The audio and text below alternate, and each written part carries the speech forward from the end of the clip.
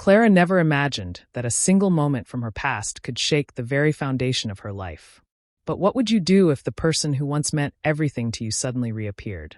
Could you resist the pull of a love that once consumed you?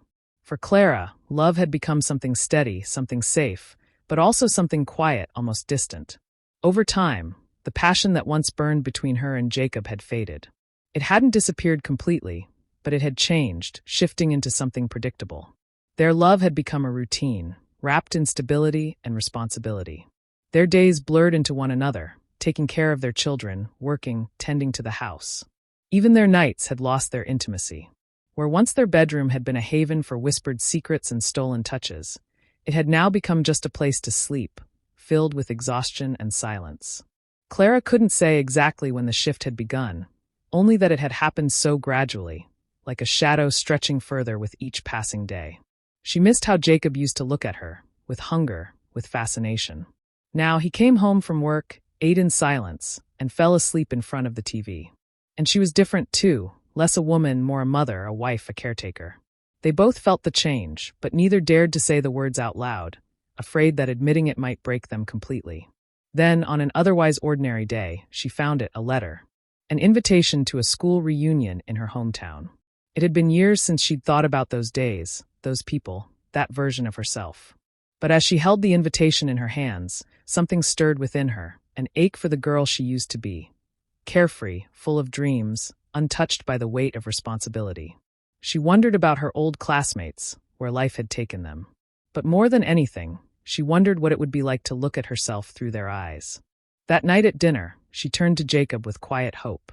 "Would you like to come with me?" she asked, her voice careful, searching. For a moment, she thought, hoped, he would say yes, that he would see what this meant to her, that he would want to escape with her, even just for a little while. But Jacob sighed, guilt flickering across his face. "I wish I could," he said, rubbing his temples. "But with the new project at work, you know how things are. I just don't have the time." Clara forced a smile. "I understand." But inside, something cracked. She wanted him to want to go. She wanted him to want her. But he didn't.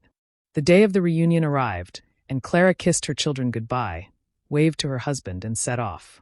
With every mile, memories resurfaced, rushing through school hallways, dreaming of adventure, believing in a love that would never fade.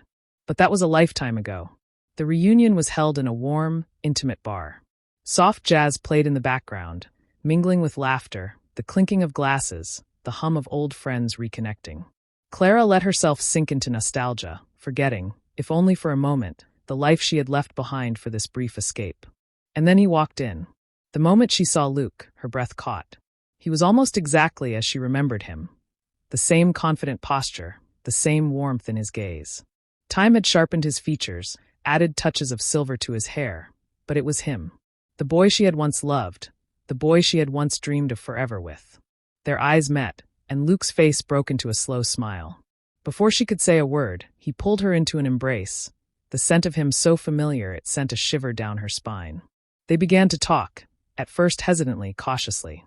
But soon, the years between them melted away, and their conversation flowed as if no time had passed at all.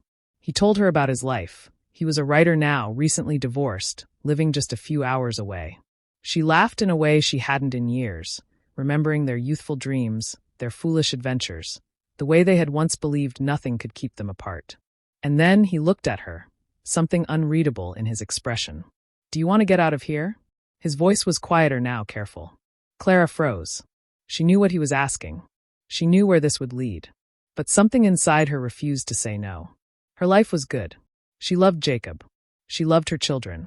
But in that moment, she felt like she was suffocating, like she had disappeared beneath the weight of routine. And here was Luke, offering her something she had lost, something she hadn't even realized she was starving for. So she nodded. They walked through the quiet streets, ending up in the old park they used to visit as teenagers. The air was cool, carrying the scent of leaves and damp earth. They sat on a bench, shoulders touching, surrounded by the ghosts of their past. Luke exhaled, staring up at the sky. "It's strange, isn't it? It feels like nothing's changed." Clara's voice was barely above a whisper. "It really does." Then he turned to her, eyes searching. "Are you happy?" Her breath caught. How could she answer that? She loved her husband, loved their children. But she had lost herself somewhere along the way. I don't know, she admitted, the words tasting like betrayal. Luke reached for her hand, his fingers warm against hers. I understand. The silence stretched between them, heavy with everything unspoken. And then, she did the one thing she never thought she would do. She leaned in and kissed him. And for a moment, time rewound. She wasn't Clara the wife, Clara the mother.